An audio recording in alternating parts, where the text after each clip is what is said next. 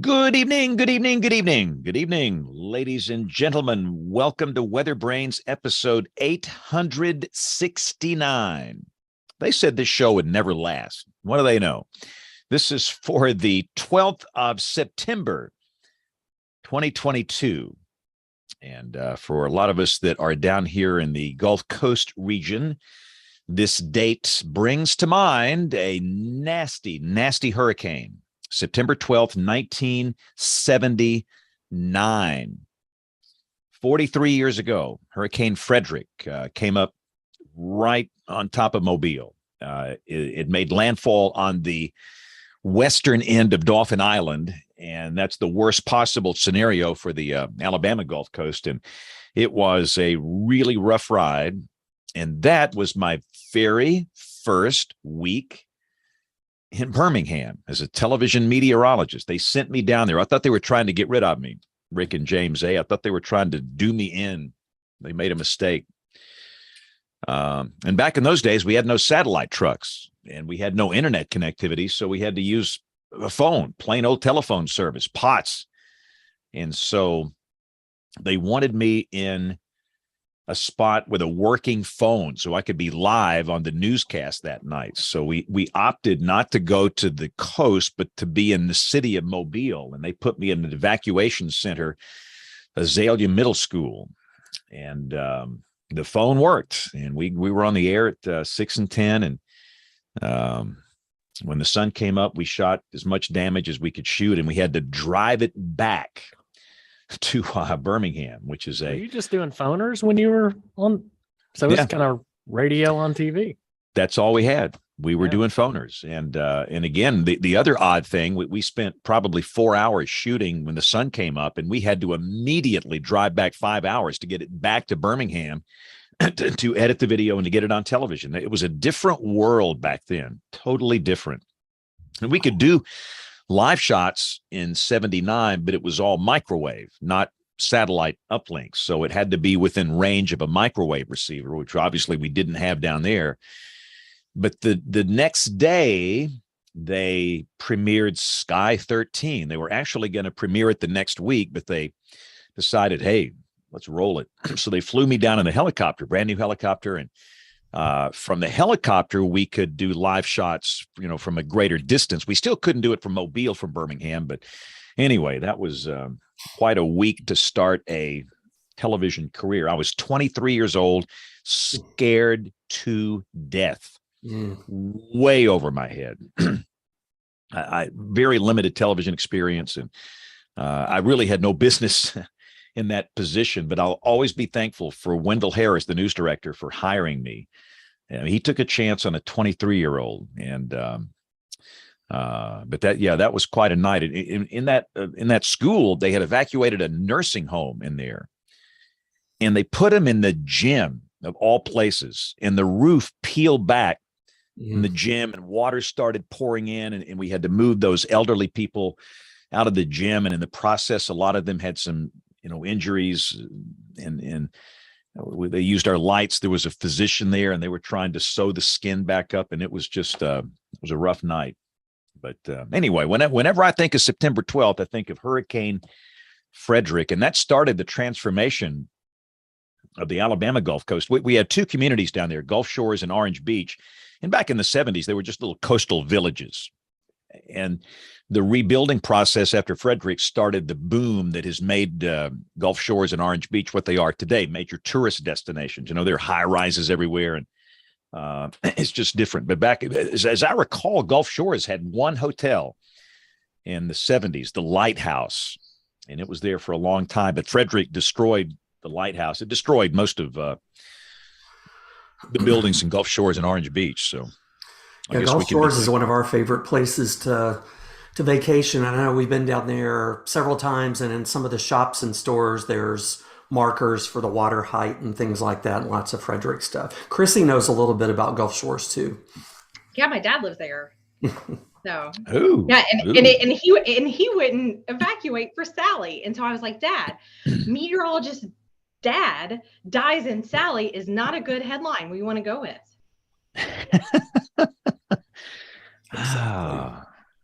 We had some comms issues with Sally. We just that's a Kim Cloco McLean thing, but as you know, Chrissy, a lot of people there were just mad because they felt as though they didn't get a good forecast. They didn't get adequate warning. They weren't prepared for a storm of that magnitude. And, you know, it goes back to hearing a number on the Saffir-Simpson scale. And that's all they were hearing was a number.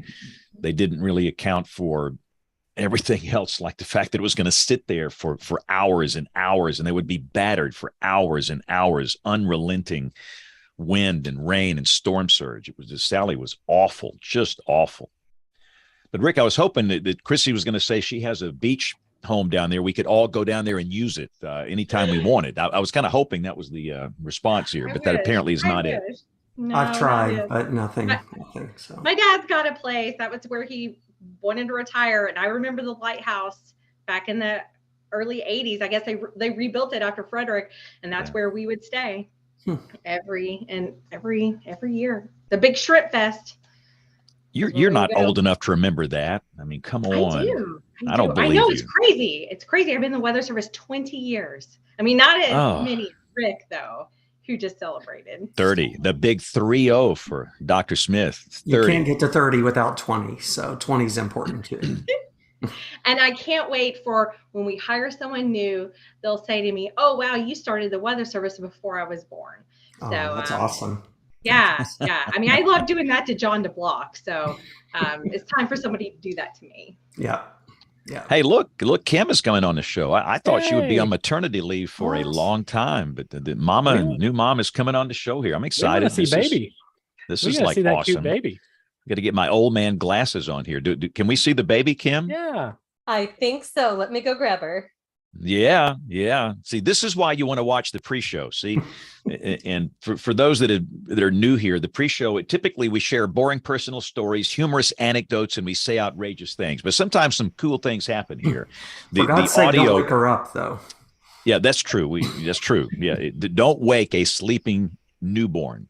No. But we have seen a still photograph of the baby, but hopefully we're about to get a video live view here. And see, they don't get that on the audio podcast. Only on the pre-show do you get this good stuff here. The effect might be the same if she woke her up, though. That's true. Yeah, that's totally true. Let's see. Let me be sure. Yeah, I've invited Jen. I've invited everybody. I sent the invitations out a smidgen early. I've invited everybody should have one. So, and we got 3 minutes. And Chrissy, we can't start until the top of the hour because this is simulcast on local television here. So we have to wait until 7 Central. And then we'll get rocking and rolling. I know that Bill Murray is out. It's apparently 50-cent beer night at Hooters, and Bill loves that event. And Troy is out. I think Troy Kimmel cannot make it tonight. He said he might try and join at the end down in Austin. And I think Rick and let's see, Jen should be here. I know Rick's here. Look at that. Neil. Oh yeah. Introduce us, Kim. Yeah, here she is. Wow. Are you gonna say hi? This is Zoe. Hey, Zoe. There. Maybe you can. I just interrupted her getting fed, so I don't know if she's going to be particularly pleased with this. But you can see all the people. You see all the people. Say hi. Hi. Look at her mouth. Where's my bottle? Yeah, no. She has zero interest in this show, which is understandable. First WeatherBrain appearance on September 12th, 2022. We'll write that down for Zoe. And we'll all be working for her one day, so we better be nice to her. We know she's smart. Yeah, show title, Where's My Bottle? That is a great show title. So is she always this well-behaved? You know what? She's a pretty chill baby, which I think is a really good adaptation for being the third in a house with 3 children that are all 4 and under now. She actually gets quieter and goes to sleep when her sisters are screaming really loudly and running around. So it works out really nicely. Like, she's a very good third child. Wow. That is slightly awesome. It Goodness is gracious. awesome. We'll get there on sleeping eventually. She likes to be with mom a lot. So that's been a little bit of a challenge. But you know what? She's only 3 weeks old. So we've got time. The outside world, she's dealing with the fact that she has little tornadoes for sisters very well. And so there'll be time for her to adapt to the rest. That's But awesome. good to see you guys. And something about, moms, they have this superhuman strength and ability to go with no sleep. And you develop this superhuman upper body strength where you can carry them around. I mean, it's just remarkable to see how good you are at this. So, and old dumb dads, we just kind of sit back and watch and feel helpless sometimes. So, and how's dad doing? Is he doing okay? He's doing all right. He's been very helpful.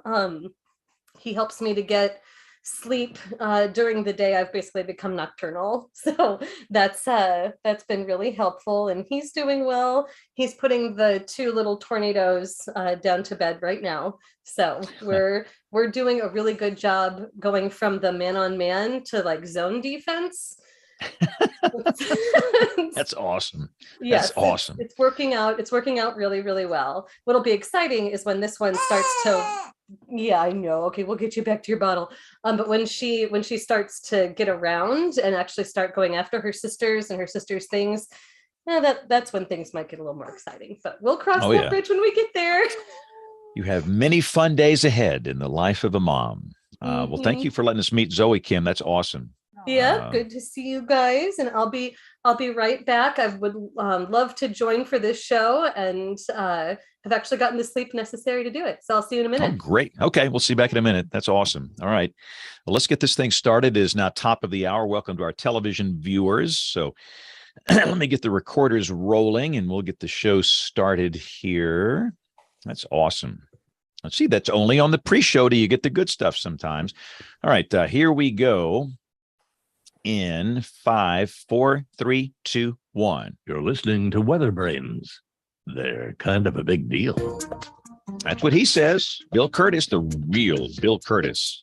Kind of a big deal. WeatherBrains. This is WeatherBrains episode number 869 for the 12th of September, 2022. Thank you so much for joining us. And we've got a really interesting show coming up tonight. And let's see, I think everybody's just joined us. Dr. Jacobs, good to have you back. How have you been? I'm doing a lot better now than I was last week. Yeah, we don't know, there's a fine line between privacy and getting the story here, but you missed last week and you sent us a little note and we really didn't talk much about it, but you say whatever you want to say about it. Yeah, I was in Charleston. I was pulling my skiff out of the garage and I reached up underneath the tow hitch and stuck my hand right into a nest of brown widows. Not black widows and not brown recluses, but brown widows. And boy, did they not like that. So pretty unpleasant experience, but apparently they're not as venomous as the black widows. But yeah, don't stick your hand where the sun doesn't shine. Show title. James A, have you ever had a spider situation like that? Thankfully, no. No, nothing like that. I run from them. I'd burn that shed down so fast. Oh, I went to town on them with all sorts of bug spray. Who knows what else it's going to kill? But it was scorched earth after that incident. Wow. Do you have any video of that, Neil? We could show. I've got some photographs on my phone. I could text you. They're pretty horrifying. Yeah, we gotta see some of that. All right, James A, what's happening in Tulsa town? We were in the 50s this morning. Yeah, Bristow, just almost down to Rick's neighborhood, was 43, and that was tied with the coolest temp of the state. So first time we've been in the 50s in Tulsa since June 4th. So we're pumped up about that. Unfortunately, it's back. I mean, you can kind of see back over my right shoulder I've got nothing but 90s lined up again. So here we go. Summer in September is hard to get rid of. It is. And we will see 50s here in the Deep South tonight. We will enjoy that air mass here. So we're anxiously looking forward to that. Jen, I see that you have joined us. How cool will it be in your neck of the woods tonight? Hi there. Hi, Kim. It's good to see you. Low 50s for us tonight. I got the hoodie. It's hoodie and hat weather and football gear, and it's my favorite time of year. So it's been a little chilly today, but I love it. And then we're going to warm back up, some 80s coming back in late week toward the weekend. But pretty quiet up here now that we've had that front come through. So we're in pretty good shape. Yeah, we actually think down here we might go 10 days without a drop of rain. It's been very wet and unsettled, and we're going to have a chance to dry out, which a lot of the farmers need right now. But let's bring in Kim, our back from maternity leave. How about that? She's back in the saddle already. She is a trooper. And for those that would like to meet the new baby, we were introduced to the Zoe on our pre-show on the video side. If you watch our YouTube channel, and you'll see the pre-show. So Kim, welcome back. How are you feeling? How are you doing? Thanks. I'm doing great. Sleep deprived, but alive. So that's good. Everyone's alive. With each child that you add to your family, your goals get increasingly realistic. So alive, everybody is not bleeding. We're great.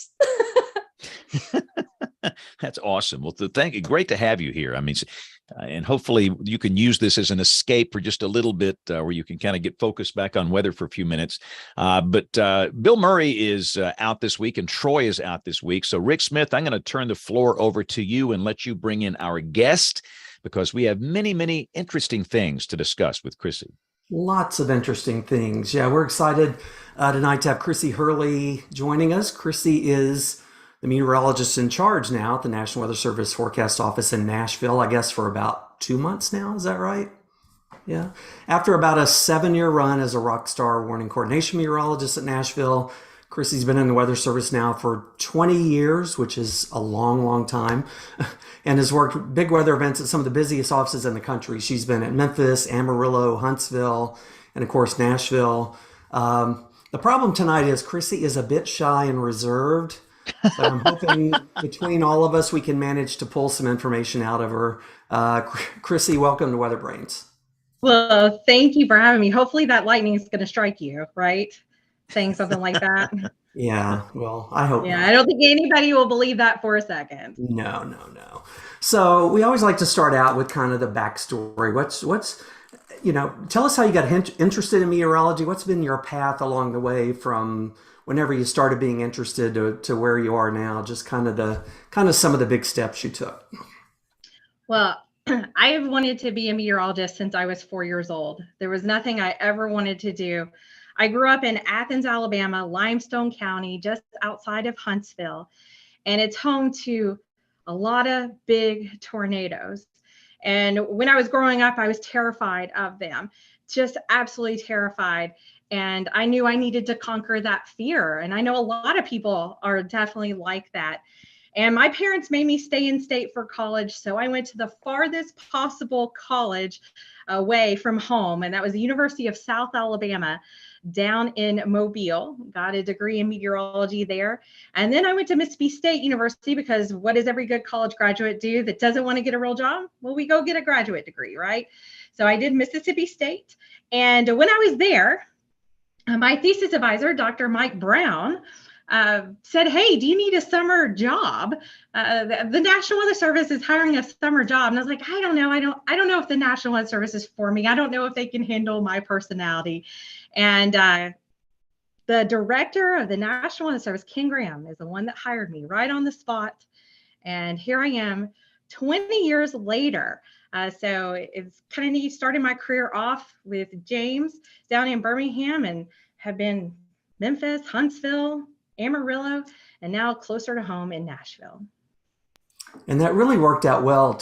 You talked about your personality maybe not fitting in the Weather Service, because we're mainly a bunch of introverted, geeky people that don't like to do what you do. But you were lucky enough to have Ken hire you, who's very much like you. Yes. I was very much, he told me, I think when he hired me, "You're different. we need you. And I remember walking into that Birmingham office, and I was the youngest person in that office by 10 years. And so it was definitely a culture shock for me, culture shock for them. But I wouldn't trade it in for anything in this world. It was definitely a lot of fun for sure. That's so Hey, cool. Chrissy, let me chase a rabbit real quick. Guess where I'm speaking tomorrow? Athens High School. You are. Yes. Wow, that is something else. That's a class of 99 right here. There you go. I'm going to talk about you and see if any of the faculty remember you, but I'm going to Julian Newman Elementary School. And then after that, going to Athens High School. So I'm spending the morning in Athens tomorrow. So you're a legend. You are the Elvis of Athens. So yes, I am the lone meteorologist from Athens, I think. Well, there is another one in the Weather Service. He is a hydrologist up in northern Indiana. So kind of, we're a small group, It's kind of like Coleman, Alabama. Coleman, Alabama has a bunch of meteorologists, and they're kind of like the Mecca, Jason Simpson, Doug Butts. There's a lot of them from Coleman, and Athens. We're trying. Hey, Rick, we ought to get her and John Gordon in the same room and just let it go.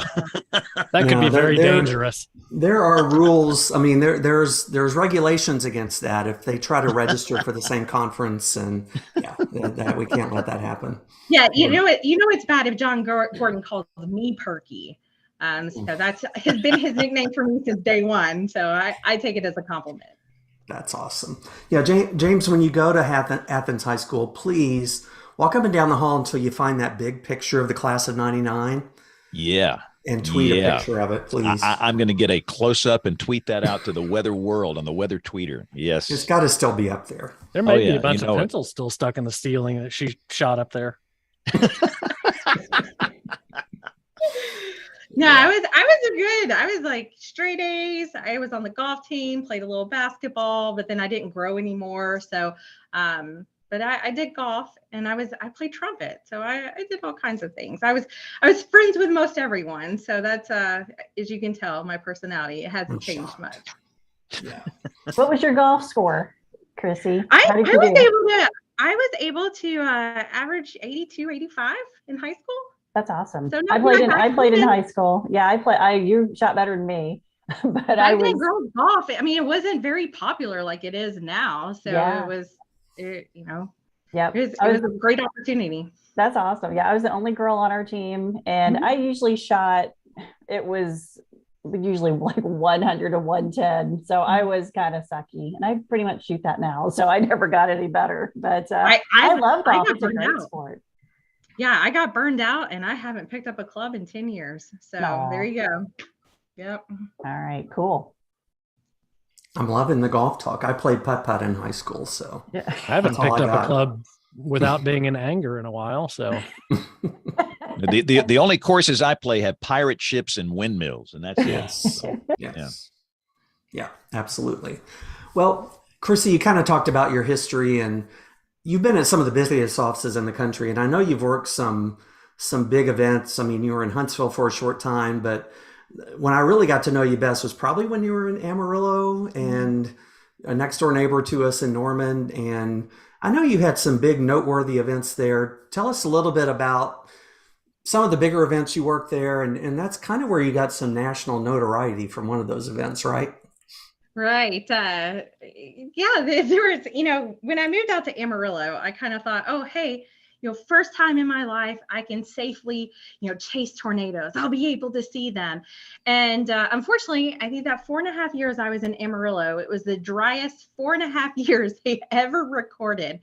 And I believe during my entire time there, we had, I think, 12 tornadoes in the entire Texas Panhandle. The month after I left, I believe they had 30. So I was the drought person. But regardless, it gave me an opportunity to work events that I never would have dreamed I would have worked, including, a wildfire, a grassland wildfire right across Amarillo City, burning down 80 houses.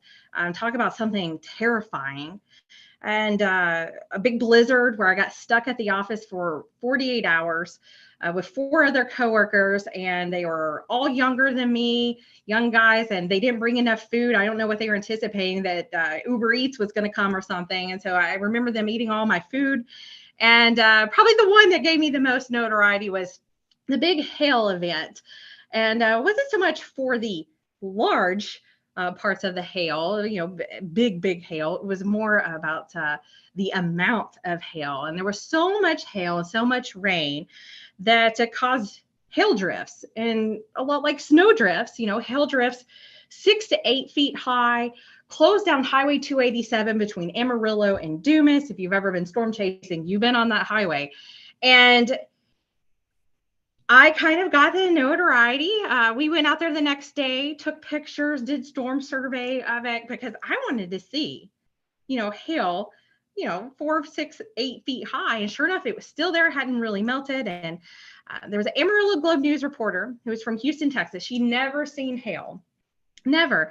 And she saw my pictures and she asked me, she goes, "Chrissy, what did it feel like holding that hail?" There's like a nice little mugshot of me and I'm like smiling, holding that hail, And I was like, well, it felt like ice from a freezer. And so the next morning, front page Amarillo Globe News, meteorologist Chrissy Hurley says the hail felt like ice, right?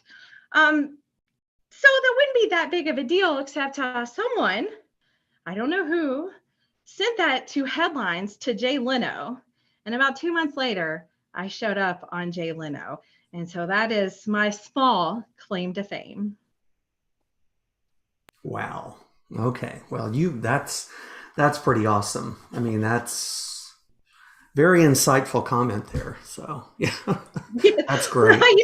What am I supposed to say? I felt like it felt cold. And looking back on it, I definitely laughed. The best part was my dad was visiting that time frame and he went to go get a paper, and I would have never known it was in the paper, except he was like, "This is the best you can do." So I'm sure my dad felt real proud at that moment. Wow, that's awesome. That's awesome. Well, you ended up in Nashville at WCM, and we're going to talk about the thing we're here to talk about here in just a minute. But you were WCM there for 7 years and worked with some really cool people that both you and I know very well. But for a while there, recently, you've been like almost the whole management team of the office. And this has gone on at Weather Service offices around the country. For a while, you were the MIC, you were the WCM, and you were the SU.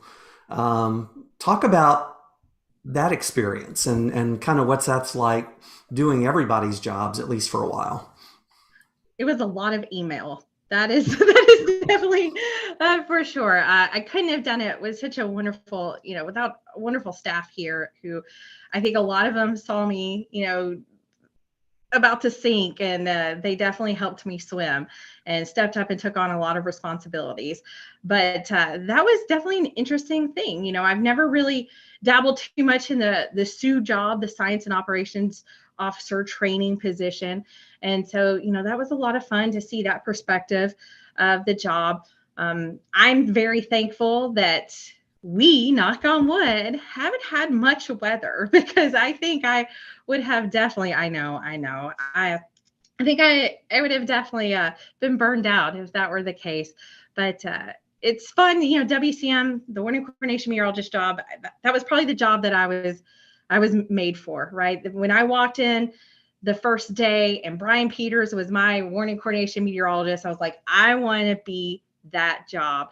And I did that for 12 years. And there's just something a little bit more about helping people get to where they want to get, leading an office, and just developing your people and helping people succeed and caring about them while we accomplish such an amazing mission.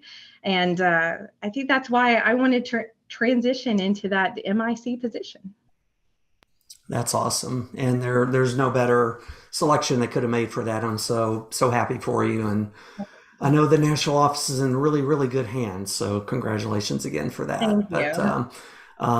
Well, in Nashville, since you've been there, you've worked a lot of big events. And just in the Nashville office alone, you've had historic flooding, more than one historic flooding event. You've had tornado outbreaks. Before we get to Waverly, talk a little bit about some of the other things, and we'll talk a little bit about December 2021 here later, but talk a little bit about some of the other big events. It's, severe weather happened. Nashville is one of the busier offices in the country. A lot of people don't realize that, but talk a little bit about what some of the stuff you've been through there.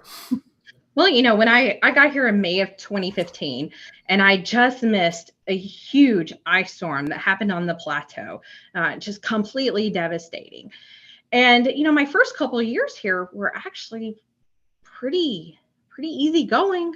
They weren't too bad, but things really started to, really get busy right about the 2019 timeframe, where we kept having flood events, and not just your, 2 to 4 inches locally or higher amounts events. It was more like we were seeing 8 to 10 inches of rain plus, and just devastating flash flooding occurring.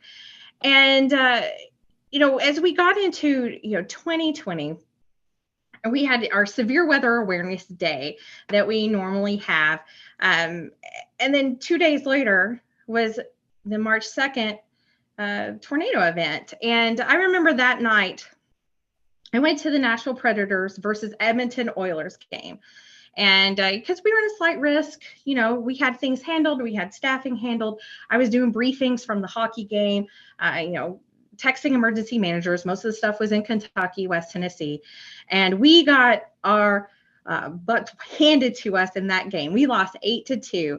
And I remember driving home on I-40 going east towards Mount Juliet and looking at my car thermometer, real scientific, right? And we were still north of the front. And I thought, okay, good. We should be good tonight. And, I got home and I saw that we were not going to be good. And I remember texting Humphreys County Emergency Manager, Odell Pointer. And I said, hey, Odell, what kind of weather do you have going on? And he's like, it's real rough in Waverly. And then the next county over, Dixon, Rob Fisher, the emergency manager, I text him and I was like, hey, do you have any damage? He goes, I have baseball size hail. Okay. It sounds like that storm got elevated. That's kind of what we were thinking. He didn't have any reports of any damage other than hail. And so, I was texting Nashville OEM and I fell asleep with all my lights on and my phone in my hand. I did not wake up until 1:48 a.m. My power was out and my, cell phone was just blown up with just tornado, Chrissy, wake up, that kind of thing. I immediately rush upstairs to check on my child because I thought a tornado had hit my house. And luckily everything was good. We were about 5 miles south.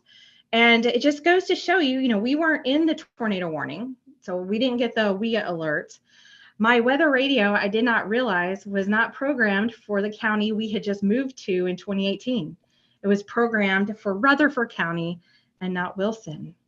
So weather radio never went off. And it took me on a normal commute, 25 minutes to get to work. It took me 2.5 hours that morning at 3 o'clock in the morning to try to get to the office because of the tornado path. And I finally made it and spent all day out surveying. So I will always, always remember just the way that felt and, the nighttime aspect of our tornadoes. And because Tennessee leads the country in nighttime tornadoes. So that event, you kind of think, career defining event. And you think, well, nothing can top that. Right. And I've learned now, you don't think that because there's always something that can top it. And there would be probably several events after that to top it. Let's get to what we are here to talk about tonight. One event that topped it in some respects, I'm sure, and this Waverly flood event. This is a fascinating event. I saw you do a presentation on it at the Central Iowa NWA conference, and it was riveting. I mean, it's just shocking. And I want you to tell the story of that event from the WFO perspective and what happened there. And maybe we could get Kim and others to chime in on some of the human response. It was a deadly event and just very, very unusual. So kind of set the stage for that Waverly flooding event, what the forecast was in advance and kind of get us started on the event leading up to when the rain started. Yeah, that Friday, of course, I was off. I feel like all events start with me being off. I don't know. Maybe that's a sign. But I was off that Friday because I had to work Saturday morning, the day shift, and I was filling in. And that Friday, I get a text from one of our forecasters, Matt Reagan, and he's like, hey, Chrissy, the CAMs, the short-term models, the short-range models are really, they're concerning. Some of them are showing not a whole lot of rain. Some are showing 7 inches of rain, a bullseye right across, western middle Tennessee. And he's like, I'm trying to collaborate with surrounding offices to get that flash flood watch out, because that was a lesson learned from the March 2020 tornadoes, is to get the watch out before the newscast. And so he was working on getting a flash flood watch out before the 5 p.m. news. And he got a briefing out because we were going into the weekend, and he was really concerned that, nobody was paying attention. Okay, chance of rain. It's August, is not a very typical month for us to get flash flooding unless there's some type of remnant tropical system or whatnot. And so he just wanted to make sure that, our partners were on top of it, people were aware, and that, he got the staff prepared. And one of the great things about Matt, he worked noon to 8 that day, and he knew that we were kind of short-staffed on the nighttime shift. He was the radar shift, and he actually came in at 3 a.m. that night when the rains began.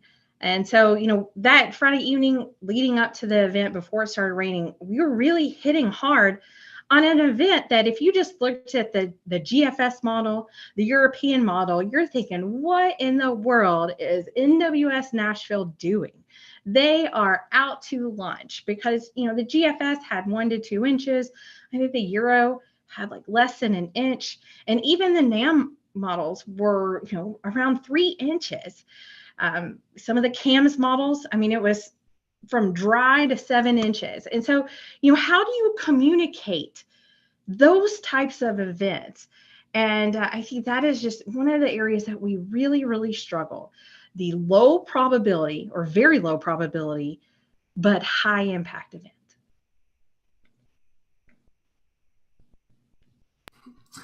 So that kind of sets the stage. And there's several complicating things here. It's on the weekend. Like you said, awareness may not be as high. If you haven't caught people, sometimes, by Friday afternoon, Friday evening, sometimes people just tune out the weather. So there's kind of several things that line up here probably to contribute to some of the response to the event at least. But okay, so now that we're getting into the event and the rain begins and kind of what's going on in the office, and when does the realization set in that this is not your normal Middle Tennessee thunderstorm event? It's any good meteorologist, I think, leading up to an event, I think I kind of had a bad feeling, and I woke up really early that morning and around 4:30. And first thing I do is I look at radar, right? And you just see the storms training over and over. And we already have 2 flash flood warnings out. And so I get ready and I leave a little early and I stop at Starbucks, thank goodness, right? And I stop at Chick-fil-A and I bought 8 chicken biscuits. And I don't know why I bought so many. There were only 3 of us there because, it's just a flash flood event, right? And I'm glad that I bought 8 biscuits because that turned out to be lunch as well for all of us because we were so busy. And when I walked into the door, the midnight shift had looked like they had gone through the ringer, right? They'd made the phone calls, they'd sent updated slides, social media posts, and Matt was working radar, getting those flash flood warnings out. And I logged in at about 6:30, and I looked at him, and he's like, "I think I need to do a flash flood emergency." And so we talked about it. Our office prior to this event had only ever issued a flash flood emergency one time. And that was up in Sumner County during a flash flood event where a school bus got stranded. And, we hemmed and hawed about it because, we want those to be special, types of where people pay attention. And so we had, upgraded the flash flood warning to considerable. So all the WEA alerts would go off on cell phones to make people aware. And then I called each county emergency manager and text them as well, hey, we're here for you. I'm working today. Let me know if you need anything. There's going to be more rain. This is just the beginning of things. And just kind of to set the stage that it's bad now, but it's going to get worse. And That's one of the things that we always think about and talk about in the Weather Service is those personal relationships and that personal level of trust to get that text and to get that phone call from you to know that you're there and that you're watching out for them. So that's huge. I think that makes a big difference. So okay, now we're into the event and Waverly specifically. Talk a little bit about Waverly, kind of where it is geographically and what the topography is like there a little bit. Just a little small town there in I don't know. I guess it's technically in Middle Tennessee. I can't remember. Yeah. I mean, it's east of the Tennessee River. It's built right on this little creek called Trace Creek, and it's like the main hop-in town in Humphreys County, which is right on the Tennessee River. So it's about 30, 45 minutes north of I-40, but not quite to the Kentucky-Tennessee state line. And Waverly's pretty rural. They're not a stranger to flooding. The town has flooded in 2019, and of course, it flooded in 2010 during our big May of 2010 flood.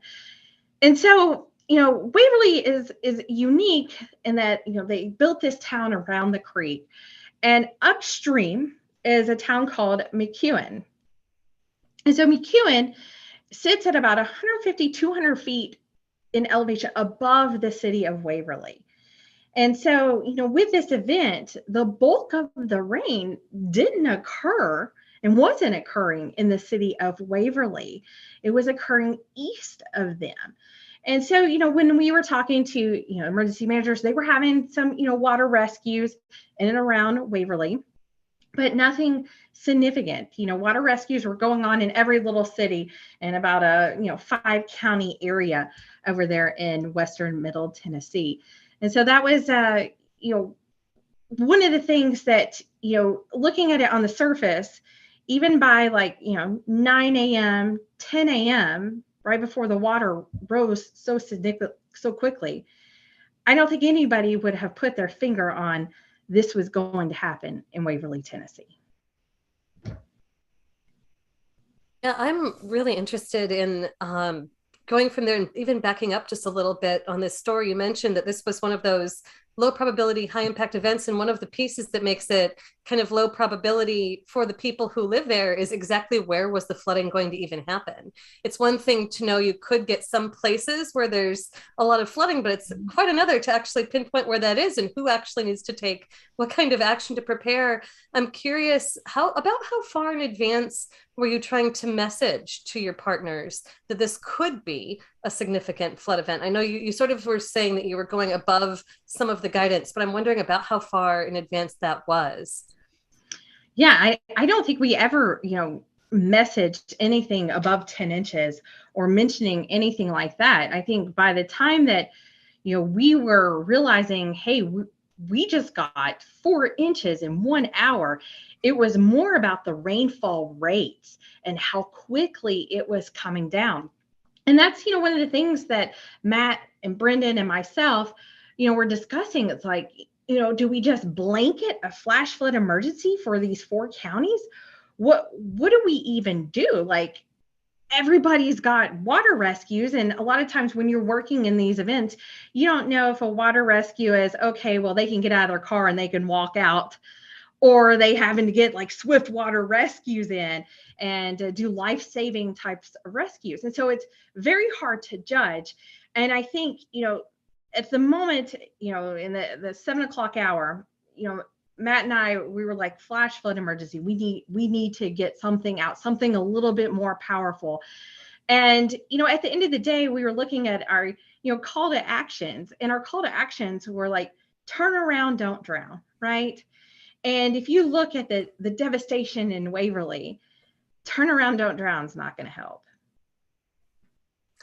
So that's really interesting. I mean, with flooding, I'm just always so humbled by the challenge because, I mean, you're talking about there being so many aspects that contribute to the flooding. So the rainfall rate being something you were thinking about and remarking on, and that combination with the local landscape. You talked about where Waverly is, and I feel like between your flood and then some of the flooding we've seen in Kentucky, there's been this increasing awareness of the fact that in this region, sort of the Mid-South, there are a lot of communities that live in these valleys, sort of tucked between, not really high mountains, but they're definitely like significant hills to Appalachian sort of terrain. And what you're describing sounds like what they deal with out in Colorado, where there's rain that falls up in the mountains, and then they're thinking about how to message to people who are downstream of it, or sort of in these valleys where people tend to populate, because you can't live in the mountain, you sort of live in the valley that's fertile, nice area a lot of the time, and just some of the time can become this devastating flood terrain. So I'm curious, had this been anything your office had ever dealt with before, trying to message to this kind of a population situated as they were in this river valley, and with all these uncertainties in the forecast, and then this event just happening? And that's where it was, and I'm struck by you looking at your toolkit and saying, gosh, this doesn't seem like the right set of tools to handle this. Is that something you'd ever faced before? I think we were faced with that in the big flood in May of 2010. And, that was very different. That was very different because that was, more widespread, more communities impacted. And that was over a 2-day time frame, right, where we got 14 to 18 inches of rain. So it was like a prolonged rain after a very rainy April. So, I think during that event, very difficult to message because, just everything's flooded. Nashville, the surrounding communities, the interstates are shut down, all roads in Tennessee are closed. So I guess, maybe in one aspect, that is easier to message, right? Everything's shut down, don't get out. Whereas you have this one, community that did not receive the heaviest rainfall. In fact, they got a lot of rain. They got 8 inches, but they didn't receive the heaviest amount. Yet the type of flooding that they received, where the water went from not much to 8 feet in 12 minutes, I don't even know how you message that. I never would have thought in my career in Nashville, Tennessee, that we would have had to message a move to higher ground type of flood event. And, in Waverly, you're there, everything's flat. There's really nowhere to move to higher ground. It's not like you're in Boulder or, somewhere out in Colorado. Oh, Kim, do you have a follow-up? Oh, go ahead. No, I was going to ask, this just seems like such a complicated messaging thing, because the physical vulnerabilities of people are going to be different from the same 10 inches of rain. So I get the messaging complication. How do you, as an office, when you see this is going to unfold, what information is coming in to make you think this is a lot more than on a couple of isolated spots? This is a widespread problem. And then along that line, how many basins were affected at this level of flooding? Well, there were several basins, but 3 in particular, 2 out of 3 had record flooding. If you look in that area, I think one of the things that we really struggled with was to get real-time data. And this is why Tennessee is pursuing a mesonet like West Texas and Oklahoma and Kentucky, because it is desperately needed. We were running off of MRMS estimates, and we had one CocoRa's observer who was reporting every hour from Northwest Hickman County. And he got all the way up to, I believe, like 15 inches of rain in his report. And his last report was, my back porch just washed away along with my rain gauge. This will be my last report. And so I think when we received that, we were like, whoa, that was like our one guy that's live, that's right there, that, reliable. And, I don't think we really knew the extent of what was going to happen in Waverly until one of my good friends, who's the emergency manager up in Stewart County, so 2 counties to the north of Humphreys County, he called me, and he's also the 911 director there. And he called me and he said, Chrissy, something bad is happening in Humphreys County. We're getting their 911 calls and we are overloaded.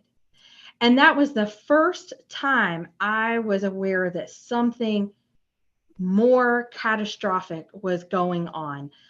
Otherwise, we didn't have much inclination on that. And just kind of to follow up and express sympathy in that category of warning, when it's a tornado or severe thunderstorm warning, and we all heavily use radar, I'm sure, for this kind of short fuse warning, but you see the rotation and where it is, and you see where the hail is. But with flooding, you don't. And one of the problems you run into, and I don't know what your radar beam height is, you may be running into problems in parts of your CWA like that. Yeah, you know, we felt like maybe radar was underdoing things a little bit because we were getting those that one COCORA's observer report, and you know, but otherwise, I mean, we really didn't know, and you just have to go with what you're given and what you're presented with. And I think one of the things that we really keyed off of, and thanks to Matt for this, was the rainfall rates. Because I think when you look at the rainfall rates and you have, you know, rainfall rates plus 4 inches an hour, and it's still raining and the storm's still back building, you know, there's going to be some type of significant issue. But like you said, it's really difficult to pinpoint exactly where. Hey, let me ask you a question about the warning process, Chrissy. Your first warning was at 3:29 a.m. Mm-hmm. So let's say I'm in Waverly and my weather radio goes off at 3:29. And I know that most people don't have a weather radio, and probably most people didn't get that warning because of the timing. But let's say I got that warning at 3:29. What was the call to action? I wake up, it's 3:29, that thing's going off. What do you want people to do with that first warning? I mean, and that's the thing we struggle with, you know. All 3 warnings, the flash flood warning with a considerable attack, and even the flash flood emergency, the call to action was turn around, don't drown. And these people were doing that, right? It was a Saturday morning. They were asleep in bed. They should be okay from flooding. You know, they were, you know, eating cereal, watching cartoons. You know, they were turning around, not drowning, right? And I think that's where, you know, the messaging, it's like that was not good enough. Because when you're in your home and you get a flash flood warning, you're like, no, okay, you know, I'm not in my car, I'm good. But I think there's, you know, some type of, you know, education and outreach that needs to occur, that if you live near a creek, you've got to take special precautions.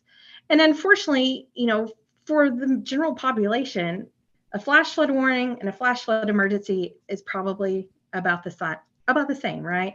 And this is why we heavily rely on TV meteorologists to help us get that word out. Because you know and that's the reason I'm asking. You've got to have this supplemental information beyond the standard warnings, I think, that go out. And we all struggle with tornadoes. They're sexy, they're easy, we kind of know what to do. Flash flooding is a whole different monster, and it involves, you have to know where those creeks are, and you have to understand the terrain and the territory and the history and the past events, and it's really complex.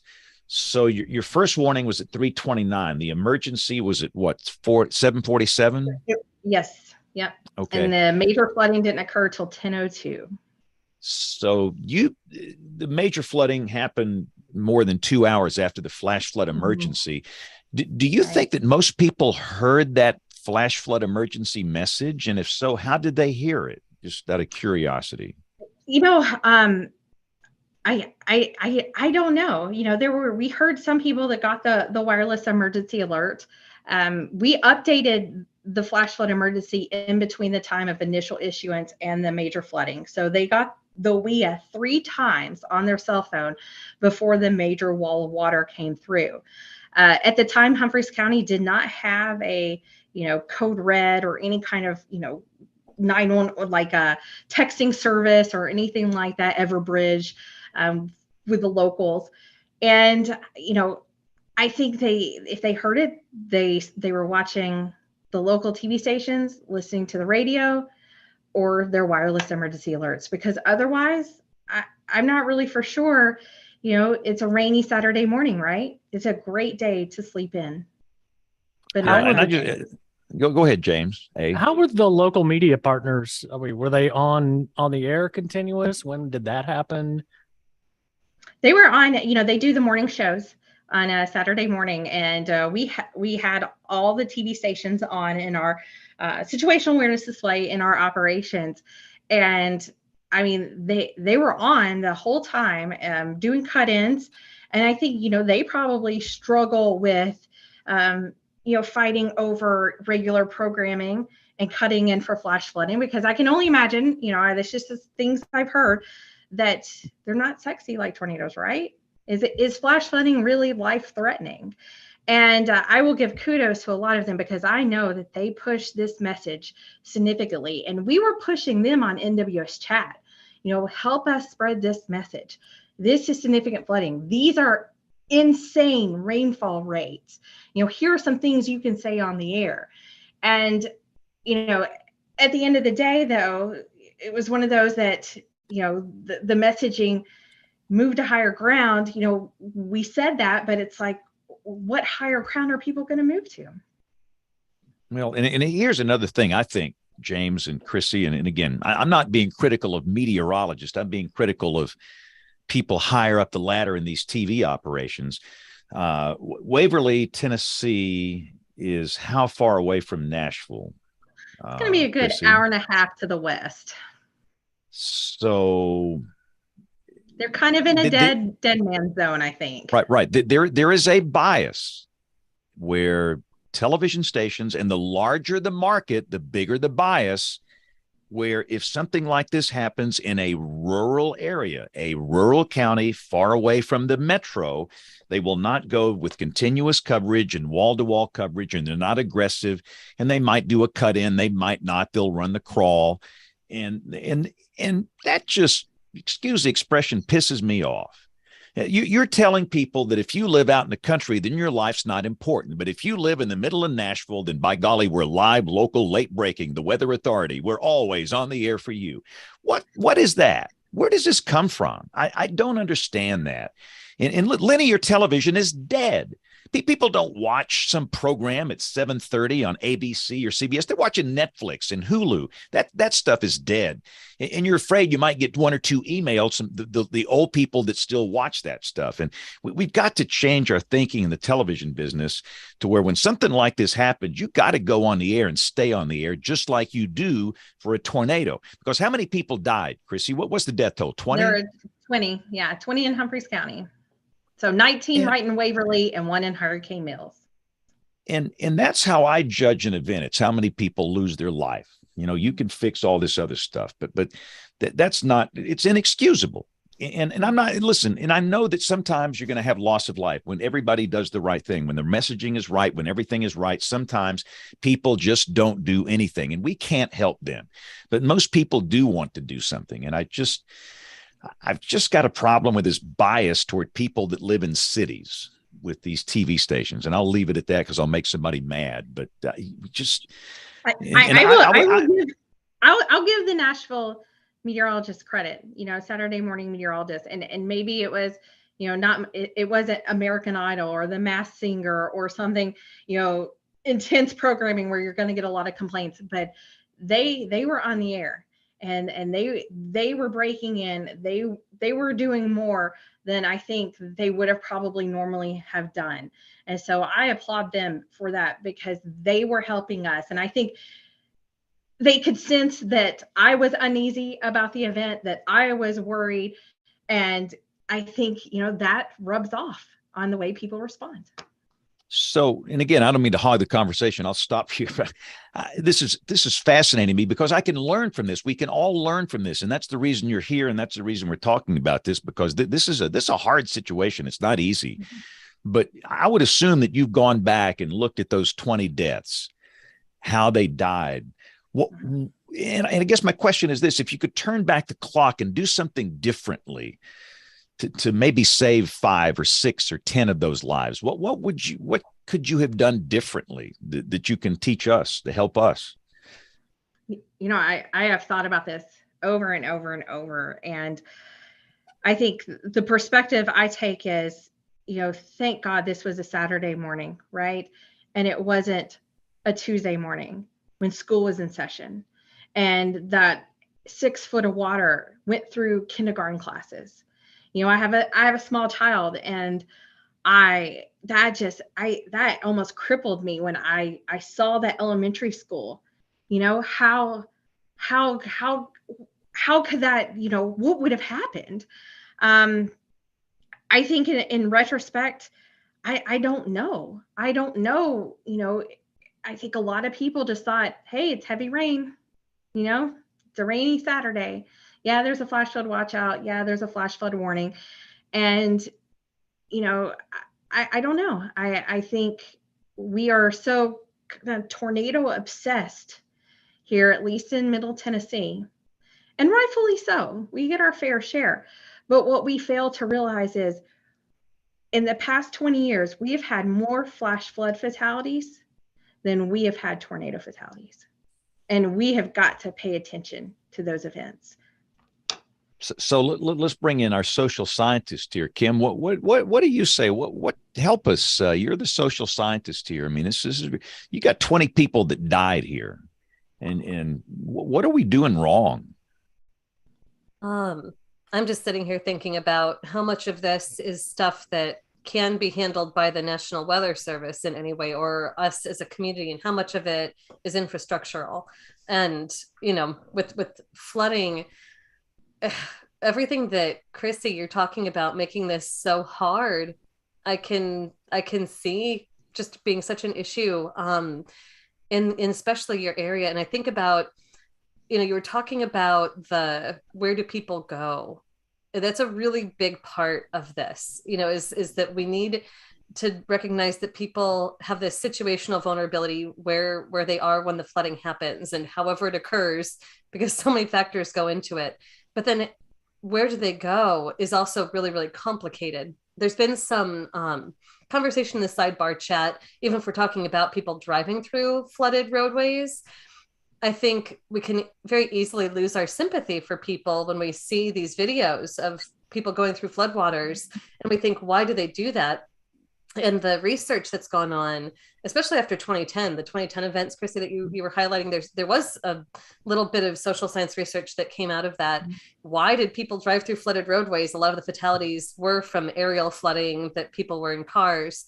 And a lot of it comes down to they don't know where else to go to be safe, because it all boils down to where is the water now and where is it going? And no one actually knows that. You talked about having the paucity of information that you had in your office.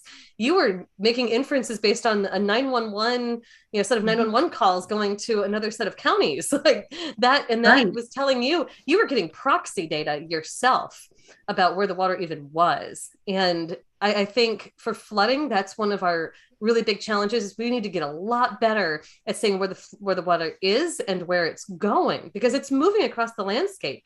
So it's very easy to be driving along and then just get caught in water and not know what to do to get out of it. And you just kind of pray that if I keep going, I'll get out of this.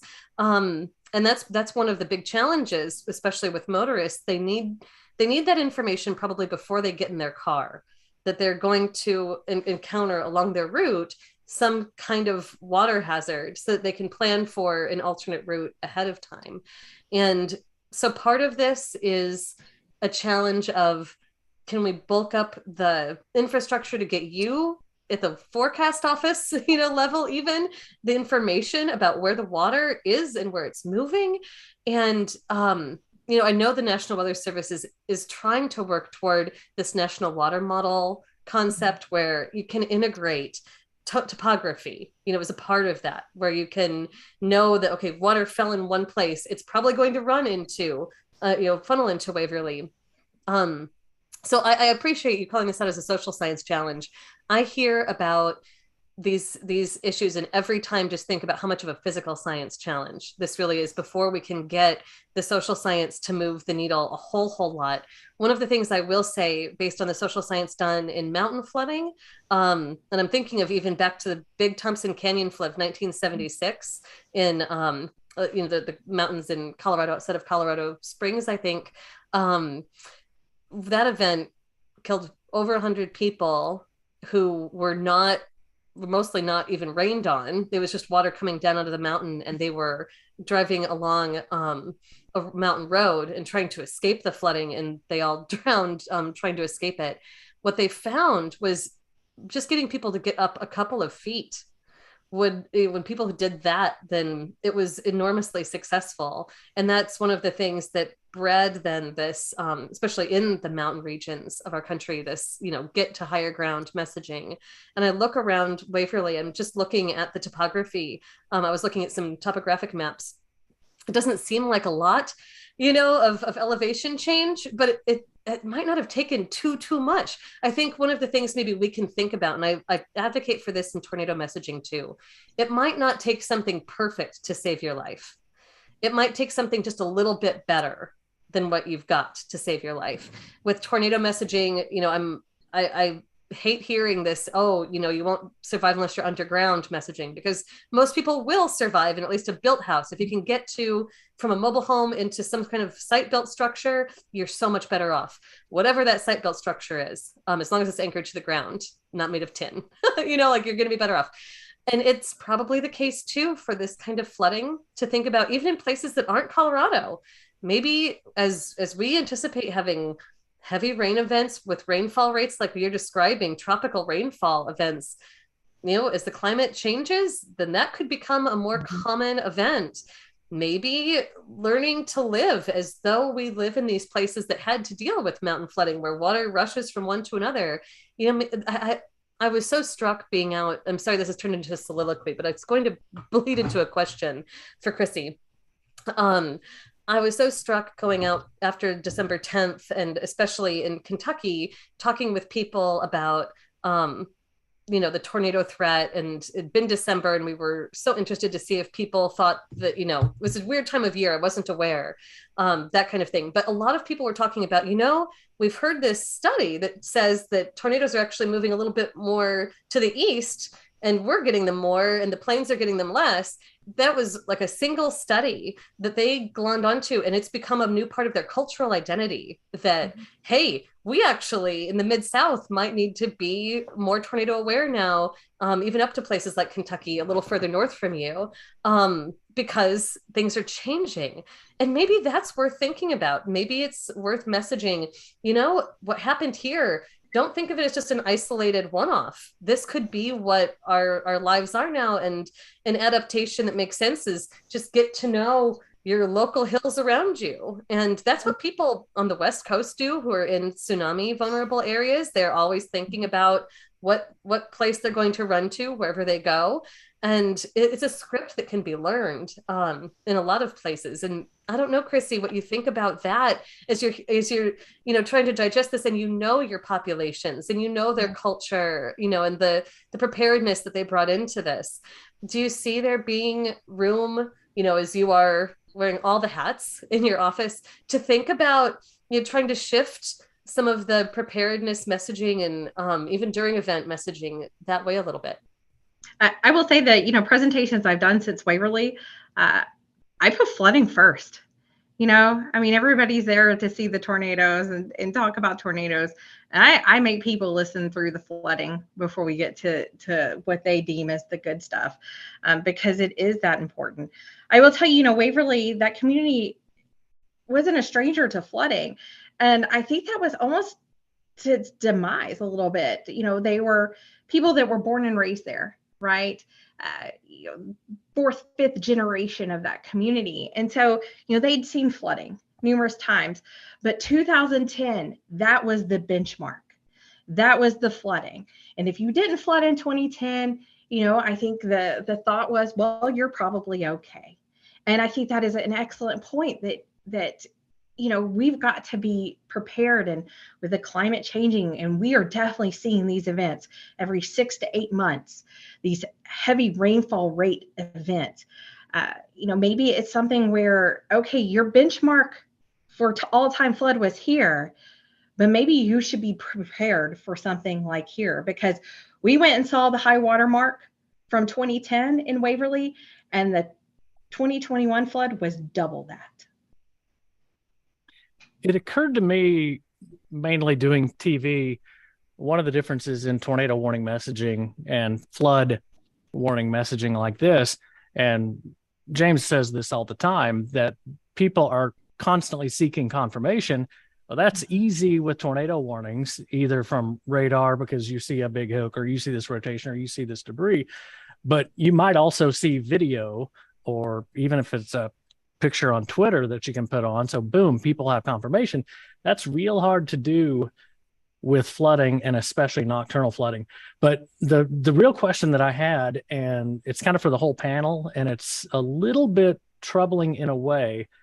It seems like both the public and a lot of people in the weather enterprise it seems like we victim blame flood victims more than any other type of natural disaster.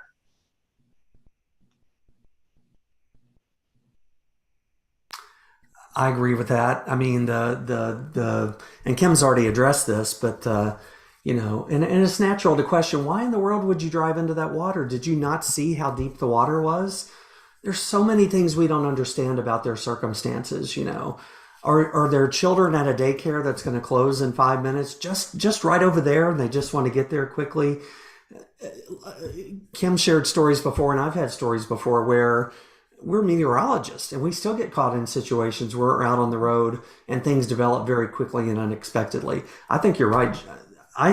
James, that we do probably more than anything else, and I'm trying so hard not to do it as much as I used to. I used to be guilty of it too, but yeah, I would agree with that. And I'm very guilty. I raise my hand because I'll call out some guy's a bonehead on television that were watching one of these cameras we have, and just drives right into this flood. And I think we have to have a little more, maybe cut back on the sass and have a little more grace. That's a great point, James A. A few years ago, I was caught in driving.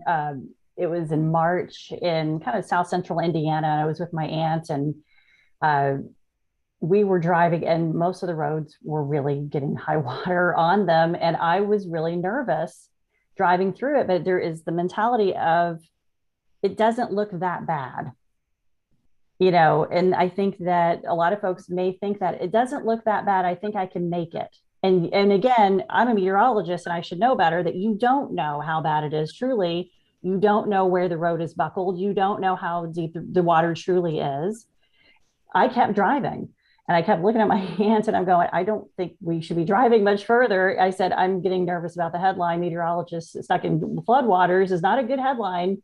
But I understand the mentality of, because I was going through it myself, that I think I can make it. Well, I mean, you're here now, so you made it last time. I mean, I did. Yeah, and that's what you think. I made it before, I can make it again. Yeah. I mean, we do the same thing, James, that we'll put live shot on, and our reporter may be even talking about, don't do this. I can't believe this person did that. And then you kind of can remind people they don't have a TV in their car. It gets back to Kim's notion of somehow this information disconnect needs to get fixed. And I don't know how. I don't know if this is a Google, an app thing where that gets reported on Apple Maps or Google Maps, just like accidents or speed traps. I don't know the answer. And then this goes back to why don't we have weather radio receivers in cars where there's this audible alert and you hear the message while you're driving? I don't know. There's been, we talked about this on this show. I mean, people watch Netflix during tornado watches too. So I'd bet people pull the fuse or turn it off. I mean, never underestimate the ability to circumvent some safety devices. That's true. They turn off WEA. We know that they don't like Amber Alerts, and they turn off WEA. Put a penny in that fuse box instead of replacing the fuse. Yeah. Something that could be interesting is if we can turn all of the sensing technologies that are on cars. We have cars are very sophisticated electronic devices at this point, and you can use the various kinds of sensory information the car is picking up to infer road conditions. This is something that I know NCAR has been working on for a long time. They've been trying to develop a system of detecting road hazards from a network of connected cars so that you could maybe message to other cars in the nearby vicinity. It does require that there's sort of somebody who hits the bad thing first, but it's better than what we've got, which is nothing. So I I think that it's a really promising direction to move. It's just what we're talking about. Water is so hard to observe as it crosses the surface. And it's fast. It's not like fast. Snow. Jeff Jumper at NWA was telling me that they geofence alerts for stranded motorists during winter weather on Pennsylvania Turnpike. But it's such a slow burn event versus a flash flood. Mm-hmm. Yep, the water's happening.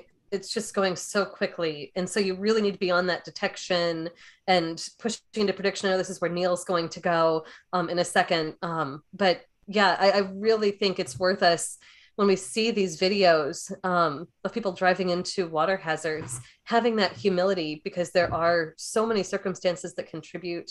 And this is just a really hard problem. It's even hard for us as meteorologists to navigate these situations when we come upon them, and very, very worth us looking at it as a teachable moment about, hey, let's learn a little bit about how complicated it is. Maybe it's a moment where broadcasters could instruct a little bit about why this is such a tough problem, and spend some time with that. It's okay to linger in the things we don't know. I think that's where we can build actually a whole lot of trust with our publics, is being transparent about the things we can and that we can't provide to them. I want to go back to what you were talking about earlier, Kim, with the National Water Model, but I've seen the same thing along the coastlines with rip currents. I feel like people really underestimate the power of water.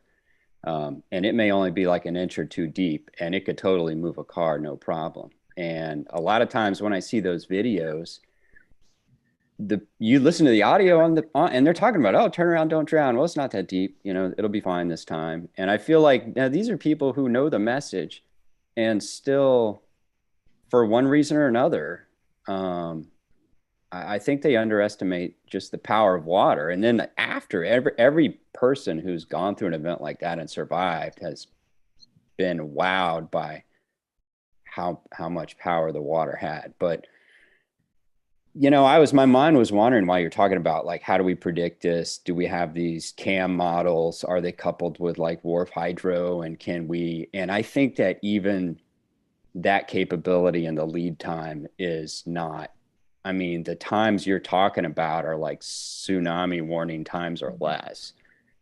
And, why not just put stream gauges out there? Can't you just put some stream gauges out there and monitor the flow rate and have those trigger alerts? Is it just an infrastructure? Is it a comms challenge? At least one thing is stationary, and that's the ground. That's not as complicated as trying to predict where a tornado is going to go. It seems like flood-prone areas should have stream gauges put upstream, and that, because when I was worried about what's the false alarm rate going to be if you use like even radar feeding a hydrological model and it doesn't materialize, and you tell these people at 3 a.m. to leave their house and nothing happens, the odds of them leaving the next time are pretty low. But if the stream gauge goes off, then that's almost a verification in the process. I don't know how much lead time it gets you, but why not? We're going to need these stream gauges out there anyway if we're going to try to verify these hydro models. And not to knock, this community, there was a lot of disaster money given out in 2010 after the big flood in Middle Tennessee. And a lot of communities took this money and they built tornado shelters, right? So no mitigation of flood. So Waverly has 3 humongous tornado shelters at the high school that can fit, 300 people in them, right? And that's what they chose to do the money, because they felt that was the number one risk in their community, that 2010 flood was an anomaly, once in a lifetime kind of flood. And I think, to get stream gauges like that, it's going to be money. And you've got to have communities that realize that this isn't just a 1 in 10,000 year flood, that this is something that we need to prepare for in the future. And I will tell you that the community of Waverly and Humphreys County, they are doing that right now. The state of Tennessee has created a coalition, politicians, elected officials, floodplain managers, and the National Weather Service, Corps of Engineers, all coming together, and it's called Flood Ready Tennessee. And they're trying to do big things, mitigation projects for across the state, and that's a result of this flood we had in Waverly. How much of that fixation on tornadoes you think is media and sort of Hollywood driven? And I'm saying that through the lens of maybe going back to Rick's point about PIREPs. I spend a ton of time on commercial airlines, and I can't tell you how freaked out people get about turbulence, but it's icing that's the actual problem. Turbulence is scary, but it's not going to take a plane down, but icing is a real problem. But that doesn't scare people because it's not something that they've seen on TV or a movie or how much of this concern about tornadoes is driven by sort of, I guess, people's experience on what they see on media versus reality. I don't know. We see it a lot, when we're giving weather briefings, we'll talk about the flood threat, and, the focus from the partners is always goes back to tornadoes. And, I think around here, that is, that's just what people know. I think prior to 2010, there were some flash flood events here and there, but nothing, I think, what people would consider like catastrophic, once in a lifetime type of flood events. So, after we had 2010, that was it. We're good for an entire life. And I think any meteorologist would say, not so fast, my friend. And we're seeing a lot more flash flood events, more frequent, heavy rainfall rates. And I will tell you, people are becoming much more aware of this type of threat now, because, they remember 2010, and now, people talk about Waverly. Middle Tennessee is unique. The rural counties, the born and raised, and the Nashville metro, everybody's moving in, and they have no idea anything about flooding. But I will tell you, they are terrified of tornadoes, even though they're used to earthquakes. And so it's just a whole, I think, education thing that we have a lot of work to do, for sure. Chrissy, could you talk a little bit about the aftermath and looking at when you went to Waverly and, the surveys that were taken and some of the damage that was seen? And could you also tie in the circumstances with the fatalities and where those occurred? Were there people's houses and mobile homes, or were they in their car? Just kind of talk about the aftermath and any stories that you have from members of the community as well.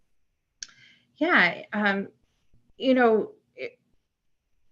Waverly was so devastated that,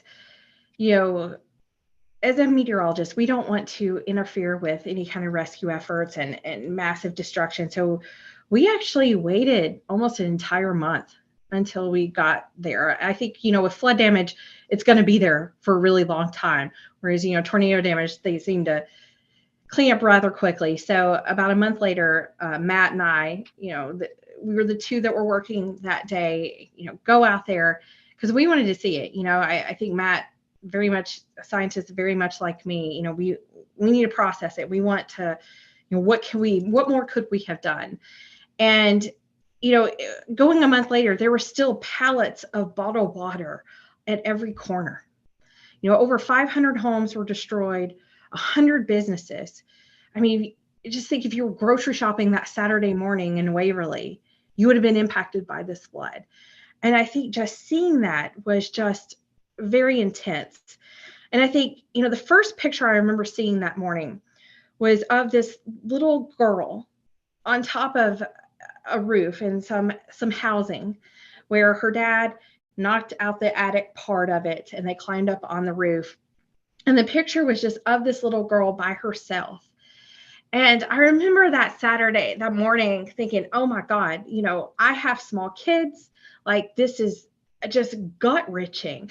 And, Matt also has small kids around my kid's age. And so I think for both of us, when we went to that housing complex and we actually saw where they broke out of that attic, I mean, it just breaks your heart. And so we were looking in the windows, and it's like, they never came back for their stuff. And to me, I did surveys for Hurricane Harvey, and it very much looked like some type of coastal flooding, some type of tsunami, not your typical flash flooding.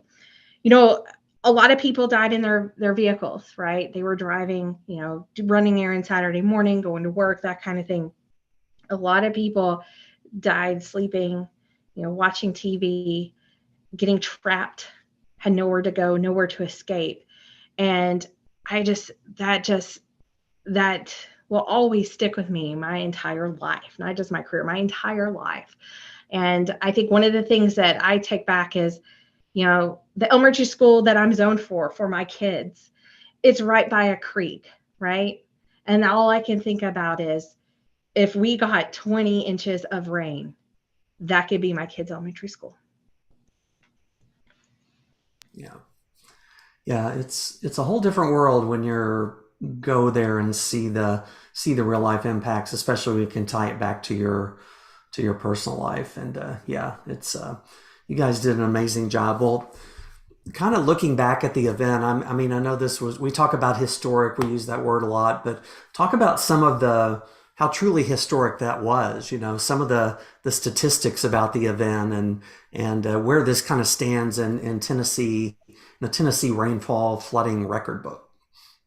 Yeah, this was a state record, 24-hour precip total. What's incredible is we got the bulk of that precipitation in about 8 hours. It broke the record, 20.73 inches of rain in 24 hours. And that was actually in McEwen, which is about 15 minutes east of the city of Waverly, where the bulk of the precipitation fell. That is the most rainfall in an inland state not associated with, that is the most rainfall, I believe, not associated with a tropical system. So it wasn't the remnants of anything tropical. And it is the most rainfall in a state not touching the ocean. So just random facts. That was a long process to verify that. We actually had to, as a McEwen wastewater treatment plant, and we actually had to go investigate their equipment, look at their 5-minute observations, did a whole, climate extremes committee and presented our work in front of them. And it took, I think, till almost December, to get all of that wrapped up, that it was the Tennessee state record. It blew the previous record by over 7 inches. So, Chrissy, how is Waverly doing now? I think they're doing okay. I've been there several times to do presentations. I know they're struggling. There's a lot of blame that's throwing around. I know there's lawsuits out there right now with the railroad tracks and the highway, and the brush wasn't clear. And there's a lot of, I think, just turmoil like you would expect, right? But the great thing about the state of Tennessee, we're called the volunteer state for a reason. And, I'll never forget going to the Cookeville EF4 tornado, and there was like 1,000 volunteers everywhere. I will never forget that. Waverly, a month later, there were still volunteers everywhere. And even, 6 months later, a year later, it's going to be a very, very slow recovery. And, it's kind of what people would consider, a poor rural community. And a lot of those houses are being built exactly where they were. And so, you struggle with that, right? You struggle with that because what's going to happen next time? So I think they're doing great. I am always at their disposal, providing presentations, graphics, whatever I can. And there is a task force that the governor's office put together to try to help Waverly and help that community. So something like this won't happen again. Chrissy, how you gave us that rainfall total that you had. Do you think that's representative of the max? I mean, we always say, what are the odds that that 60-mile-per-hour wind at the Mesonet site near my house is actually the strongest wind in that storm? How about that rain? No, I don't think that's a max. I think the max occurred in far northwest Hickman County, where there is literally nothing around there. It's very close to the max. We had several home stations that had 19, 20 inches in around this accurate gauge. Official TVA, Tennessee Valley Authority rain gauge, only registered, I believe, 17.03 inches or 17.93. And it turns out that tip-in bucket couldn't keep up with the rainfall rates. And so it's severely underestimated. That was going to be the state record before we found this other one. I don't, the coverage is just not great. I mean, we relied on a $199 rain gauge that the wastewater treatment plant put up at the end of June in 2021. And thank goodness they cited it correctly. Just an incredible event. And Chrissy, I'm sure you know, but at the end of the show here, we're going to ask you to give us a pick of the week, some website or something of interest, and maybe it's about this event, maybe it's about something else. I've already submitted my 2 picks of the week, and whichever one you don't use, I'm going to use. And one of we'll post regardless of who uses what. The video of this event, the real-time video that you showed at the Central Iowa NWA, is just a jaw-dropping. And I think I came up to you right after your presentation and said, this is the first NWA presentation where I've audibly said, holy something during the talk. And it was that video. That video is incredible. And we'll share the link. But for the people that may not have seen it or talk about that just briefly about that video. It's unreal. I think, when you're working the event and people say, oh, water rose really quickly, I've never experienced that. So I don't know. And it's hard for me to fathom. I've never really seen that either. So I never really had seen video. And so I remember seeing that video, probably 2-3 days after the event. And I was just like, holy moly. And it was jaw dropping. And I thought, no wonder people did not survive. They literally had less than 10 minutes to make the right decision. And you sit there and as a meteorologist, you even question yourself, would I have made the right decision? I've never been through a hurricane. I don't know storm surge flooding. We're inland folks, right? We don't know tropical weather. Would they have known to go through the attic and get on the roof? I think if I wasn't so intimately have knowledge of Katrina, I would have never, ever thought to do something like that. And that's kind of what it reminded me of. I think a lot of people did get in their vehicles to try to get away. And that water moving, going up 6 to 8 feet in 10 minutes just doesn't give you a lot of options. Yeah, the video looks like a time lapse, but it's not. I mean, it's dramatic. So we'll share the link in the show notes for sure, one way or another. So Chrissy, just one more. I just want to shift gears just a little bit because I want to point this out. You guys were kind of on I don't want to say the fringe of the December 10th and 11th. You definitely were in it and impacted by it, but certainly not to the extent of Paducah and Louisville and some of the other offices. I think one of the things I really want to highlight is, though, the role that you played and other weather service offices play after an event like this, the mutual aid we call it. I think mutual aid is going to be a much bigger topic in the weather service offices helping other offices. But talk just briefly about kind of, even though your office wasn't in the core of the tornado outbreak, kind of what you did personally and what your office did to help the other offices. I knew that it was Christine's, the WCM up in Paducah. It was her first week on the job. right? So I immediately sent her a text that morning, said, hey, I'm here for you. If you just need a vent, if you need something, let me know. I am more than willing to help out. And she goes, actually, I think we're going to need your help. And so we let a day pass, and she asked us to go up to Todd and Christian counties and do the storm survey up there, which was an extension of our tornado in Stewart County, went across Fort Campbell and then up into Todd and Christian County, Kentucky. And, I knew they were going to be really concentrating heavily on Mayfield and that tornado.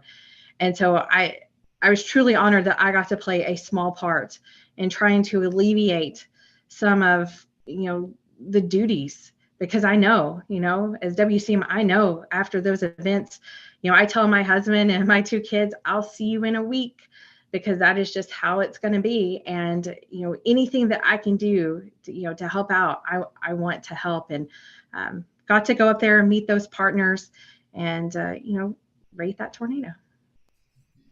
Well, and I think that's so important. And, people complain about the surveys. Why is it taking so long? People have no clue what goes into all that. So and there was a lot of mutual aid that went on in the event, people coming from different offices. And we're actually going to do a 2-part, two episodes in a row in December as we kind of get to that 1-year anniversary.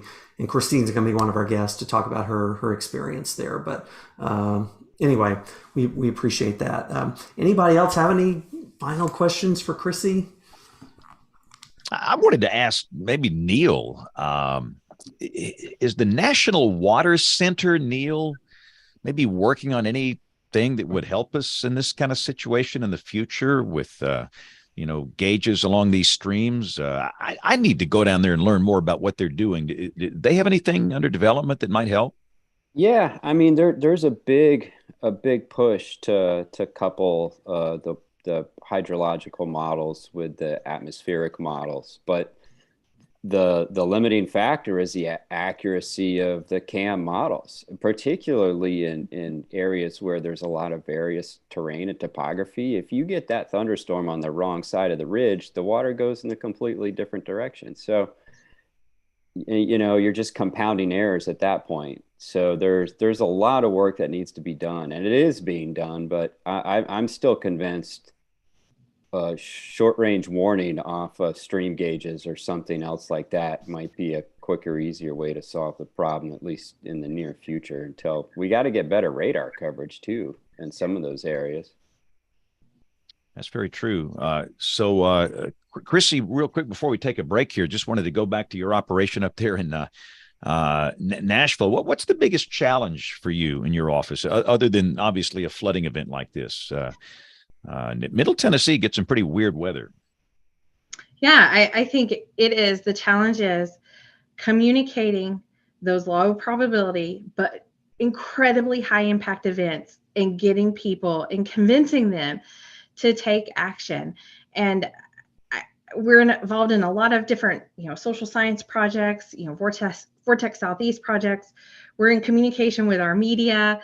We have a great broadcast media group here in Nashville, and our emergency managers are fantastic. But yet we still we get stung by these types of events where, man, it didn't look like much, but holy cow, that was significant.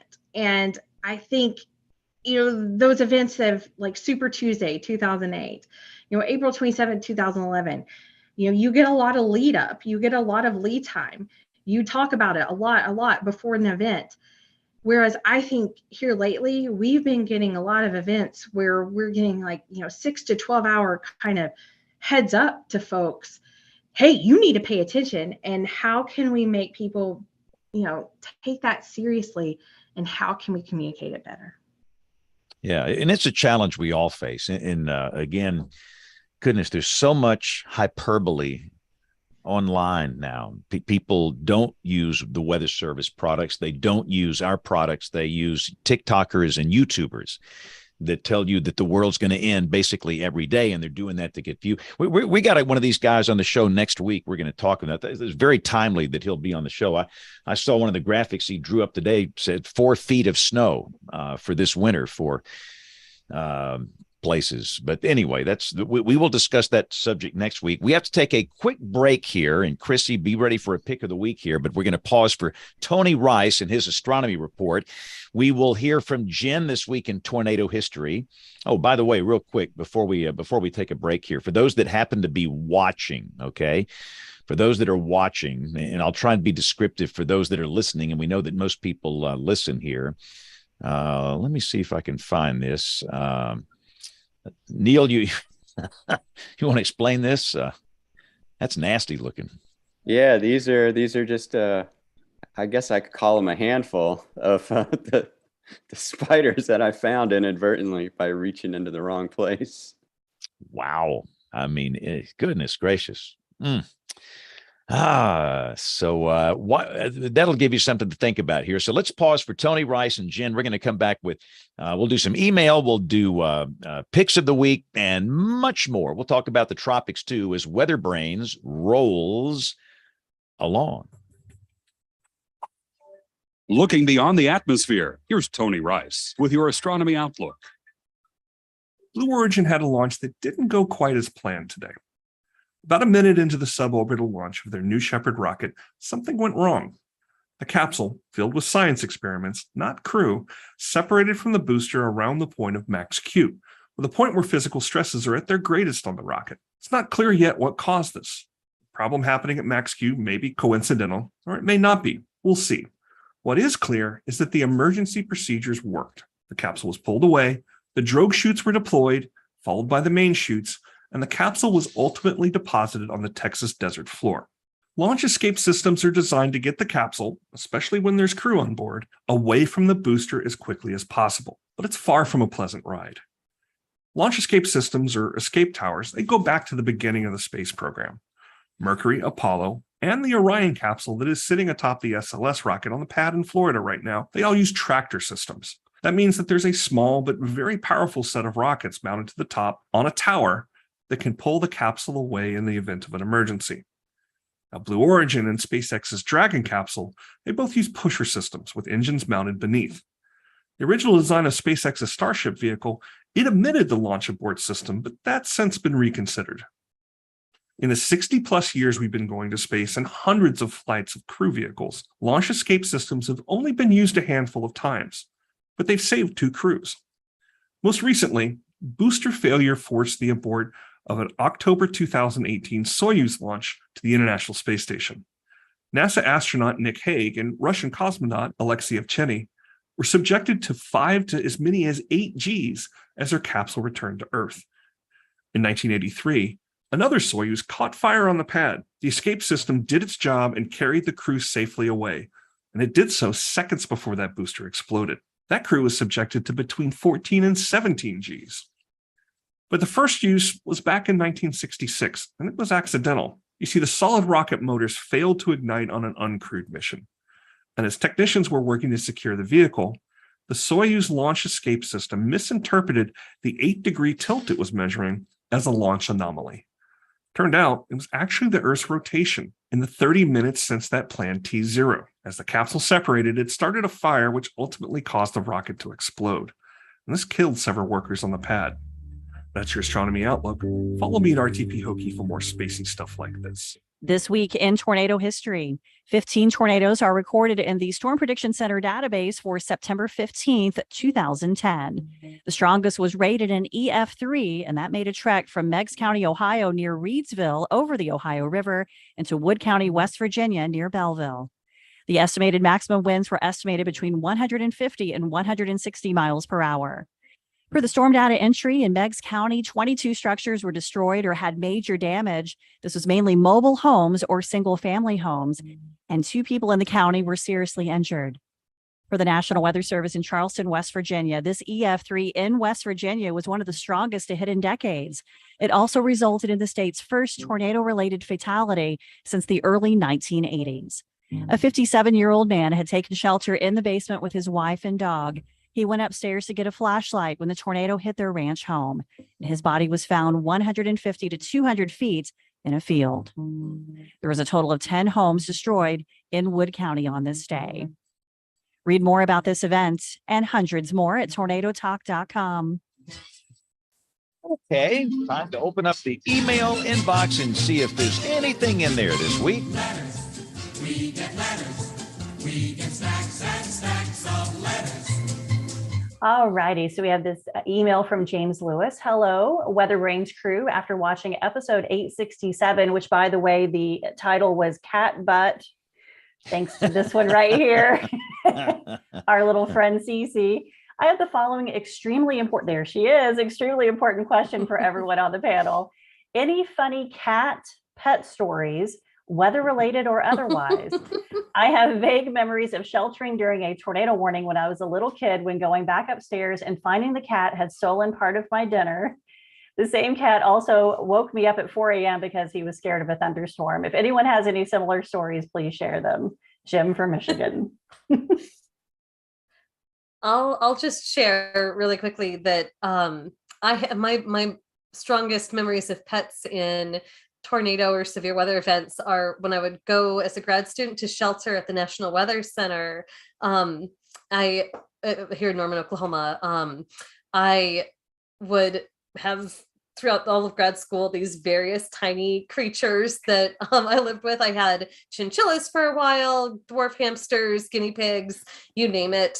And so the security detail at the Weather Center got used to seeing, whenever there'd be a tornado watch, Kim come through the door with some cage of something, because I wouldn't shelter there without my little pets. I had an office, so I might as well bring them there, and I'd bring them in. I took them into the desk, and they'd always just look at me and say, what are we sheltering with today, Kim? Then you get to see these cute little, cute the cat, Kim's Noah's Ark. I had to save all the little furry creatures. Excellent. Anybody else have any animal stories? I've got a golden retriever that doesn't even move. It could be a raging storm, and that dog is got her spot on the sofa. And people have dogs that have lightning jackets and thunder jackets. My dog doesn't even notice. So we're lucky, I guess. No. I will tell you, after the Nashville tornado and talking to people, I would say at least 20 different people told me that their dog saved their lives and woke them up. I didn't have one person tell me their cat did.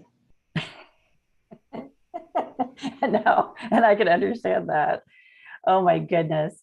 The second email we have, it was entitled, What Did I See? And this is from our friend Steve Holmes. Hello, all. These peculiar clouds, which James is going to show us here, appeared in northeastern Oklahoma about a week ago, Saturday, September 3rd, 6 p.m. near Chelsea. It was a series of the skinniest towers I'd ever seen, all wearing oversized sun hats. Tulsa radar showed a pinprick of heavy rain in the area, and I heard a bit of lightning static on the radio, but that was it. Hope you can clear up the mystery. Anyone? James A., we're going to make you. No, that's kind of my jurisdiction, isn't it? Mm-hmm. The one on the left is really cool because you can see the glaciation coming out of the bottom of it, but it looks, what we'd call a little orphan anvil, just out there, whole bottom of it's gone. And the one on the right too, they're so symmetrical. There must have been a very, very weak winds aloft. They're cool. Yeah, that's a summer looking situation right there. Yeah. Little orphan anvil. That's awesome. Well, if you would like to hear other quips from us brains, and we can share other stories with you about our animals or whatever, please send us an email at weatherbrains.com. And we are getting all your emails in regards to show ideas. We're pursuing some of those. I know some folks are still doing our listener survey too, so we're getting that. Thank you for all the feedback. We love it. And please sign up for our newsletter too. You can go to our website, weatherbrains.com. And you can sign up for our newsletter and get more, because you just can't get enough from us. We have more coming your way every Thursday morning in your email box. And so please sign up for that. Back to you, James Fan.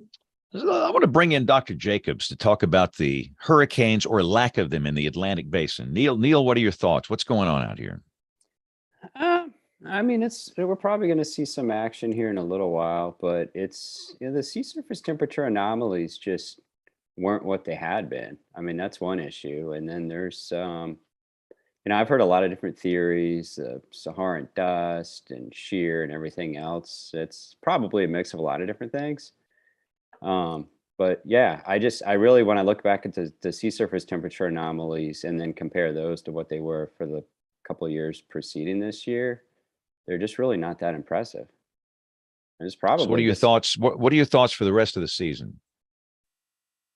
I mean, the energy's got to go somewhere. So I would totally expect there to be some more storms, particularly, further out in the Atlantic coming this way. But it's, I mean, we're at the peak, so it's not out of the question. But I don't think it's, I don't think it's going to be like, October surprise, Well, that's the thing. It's like that you got all this energy and it still has to go somewhere, and you could have a handful of small storms or one big one. Yeah, there's just a lot of latent heat energy out there, and there's just I'm uneasy. A lot of people are, they've already declared it to be a dud and nothing's going to happen and all this. Guys, it's only September 12th here. We got a long way to go. So don't write it off yet. Keep your eye on the ball. But let's do picks of the week. This is where we go around the horn. Everybody shares something related to weather. This can be a website, instruments, books, anything related to weather. So Chrissy will make you go at the end here. We'll give you some time to think about it. Mine, it's from the Tennessean. It's some of the photographs from Waverly.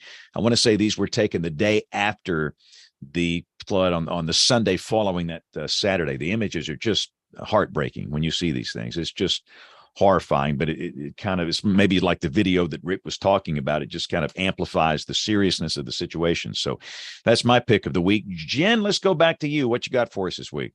All right. So I was in a little bit of a panic. I thought I was going to have the foghorn, but I don't, because I follow the Weather History Twitter account. They are great. And I get alerts on their stuff. And they posted something from Sam Cuffle.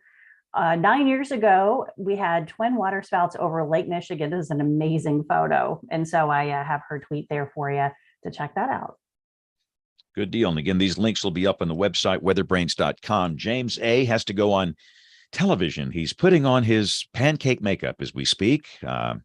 James, what kind of makeup do you use there? I'm curious. It depends on how much time I have. Usually MAC, but lately there's not been much time to slap much makeup on. That's why there's some shine and thing. My position, paint on this barn won't help. I mean, when you're my age, after a while it just doesn't do any good. I mean, I'll slap a little powder up here in the head to keep the glare from burning a hole in the camera lens, but it is what it is. So, but what's your pick, James? Go. We know you got to go to television soon. Yeah, my pick is a tweet from the National Weather Service office in Norman yesterday, because that was a 49-degree temperature, and in great tweet fashion, they just eyeballed and showed the 49 on the Mesonet map and progressively zoomed right into that 49. And then we did it much better today. We had a bunch of 40s in the state today, so I should have waited one more day to send it in. Awesome. I bet you Rick had something to do with that. We'll go to Rick here in just a second. All right, let's go to Kim. Kim, you have been so kind to come on the show. We're delighted you're back. We are just honored that you're back. Well, thank you. I'm really kind of tired, so I'm really hoping that anything I said was coherent. I'm just glad to be back with adults. It's kind of nice. So I picked for this week, since we're talking about flooding, there was a really neat study that Redfin, the curator of homes for sale on the internet website Redfin, they did with a set of academics looking at how can we try to inform people about flood threat before they buy a home? And if you do try to give that information to people, what do they do with it? Because this is actually sort of a hot topic, because there's been a lot of conversation that's been very dismal that, people just really like living in flood prone areas. They're attractive. They're near lakes. They're near shorelines, what have you. And so there was this question, if you provide it, what happens? And it turns out that if you put people into a risk category system from like 1 to 10, something very easy to understand, maybe a little bit easier than recurrence intervals, to understand flood threat and present that information, they found that people, they'd look at a property they thought was attractive, and then they'd see that high risk rating and they'd go, and look, try to actually actively seek properties that were in lower risk areas. So in this case, it looks like there really is an appetite in the market for that kind of risk information. Just like we're not providing it during real events, we do a really terrible job also of providing it at any other point, and including when a person might be considering where to purchase a home. So I thought that was really great as a start to trying to cultivate a public that maybe will demand more responsive infrastructure and putting things out of harm's way in the first place. Excellent. And again, all this will be up on weatherbrains.com. Let's go to Neil. Dr. Jacobs, what you got for us this week?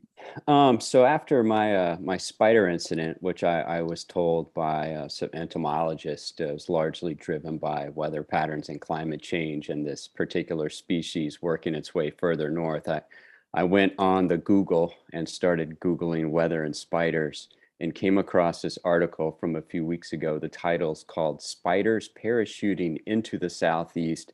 Don't Panic, Experts Say." And it's as strange as it sounds. It's a new invasive species of spider called the Joros spider. It's at full grown, about 4.5 inches across. And it's the spiderlings actually use wind, and I guess they use some type of silk parachute to deploy themselves to new locations. And I don't know whether they're using like dispersion models to figure this out or what, but they've apparently backtraced the spread of this to the point source, which they claim is Athens, Georgia. So what? Yeah.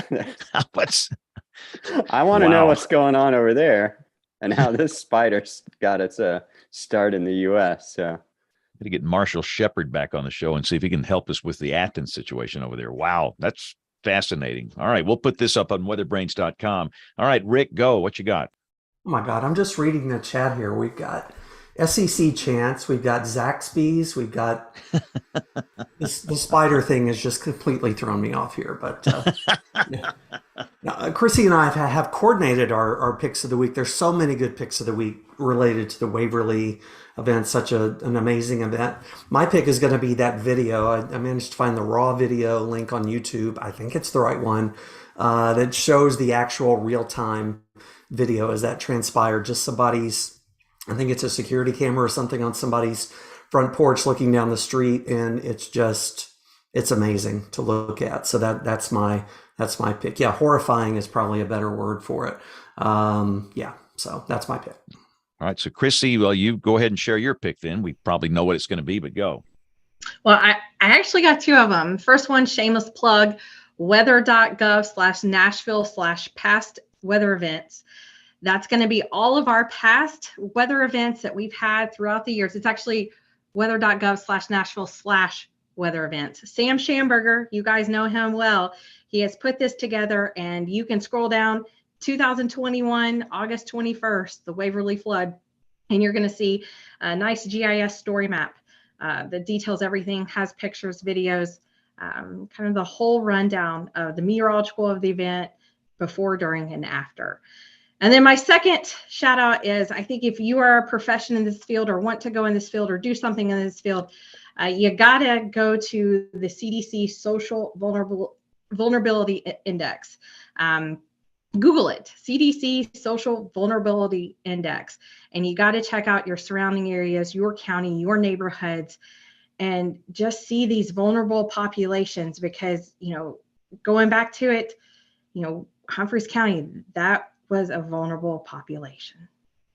Yep, absolutely. Boy, 2-for-1 special. How good is Chrissy? So Chrissy, plug your social media, anything else. Here's a plug-a-rama, go. Just whatever you want to plug, go. Yeah, all right. Follow us on Facebook, NWS Nashville. I believe we are number 5 in the country. We're coming for you at Rick, at Norman. And I think we're funny. We do the forecast to some song lyrics every now and then. And yeah, but thank you for having me on. I appreciate it. You guys, social media is awesome. I look at it and I'm honestly envious. So yeah, you guys do awesome social media. So if you're not following them, do it. Even if you're not in Middle Tennessee, follow them. Right. We make the forecast sound good to Duran. That's for sure. It's a great case study, and it's not a bunch of robots and, automated products. It's real people producing real products and services. When it's appropriate, there's humor. When it's not appropriate, there's no humor. I mean, I don't know who runs those accounts, but it's really good. So you guys are doing a great job. Again, typically Bill would kind of go through the guests here for the next few weeks before we wrap it up. And again, next week, we're going to have Ryan Hall on the show. And Ryan, you say that word and some people get their back arched. Some people love him. Some people don't like him. Whatever you say about him, I hope you give him a chance if you're in that camp that's kind of skeptical, because he's inventing a new model. And yeah, there's a lot of questions. And but we all know in my business and in James A's business, what we're doing, we're on the last legs. This model is changing. Linear television is dead. The next generation will not use Ron Burgundy newscasts like we're all about to do here. Good evening. Here's the news. I mean, this is something from an old generation. And there's something there. And I think we all need to be, have our eyes open and listen to what he has to say. And yeah, I've got a lot of questions for him. And, I don't like his what do you call them? The thumbnails of these, like the one that came out today, 4 feet of snow this winter, and this big arrow pointing at Nashville and all these places. But apparently you have to do that to get, views. And I don't know, but having said all that, there's something there, and this next generation is going to reinvent the distribution model. So if you love him, you'll be watching and listening. But if you don't like him, just be open, and we'll all play nice. And he's going to be the guest on here next week. And beyond that, we'll let Bill do the other ones here. But again, Chrissy, thanks a lot for being on the show this week. This was great. And we got to go. Listen, WeatherBrains is typically produced every Monday night at 8 o'clock Eastern, 7 o'clock Central. Our YouTube channel, it's easy, youtube.com/WeatherBrains. We got the custom URL back. So youtube.com/WeatherBrains. But we know that most of you listen, and we are so thankful, and we're cognizant of that. If you want to get in touch with us, have a question for us, send us an email. It's email@weatherbrains.com. So on behalf of the entire WeatherBrains crew, I'm James Spann. Thanks for listening. Have a great week, and God bless. Thanks, Chrissy. This was great. This was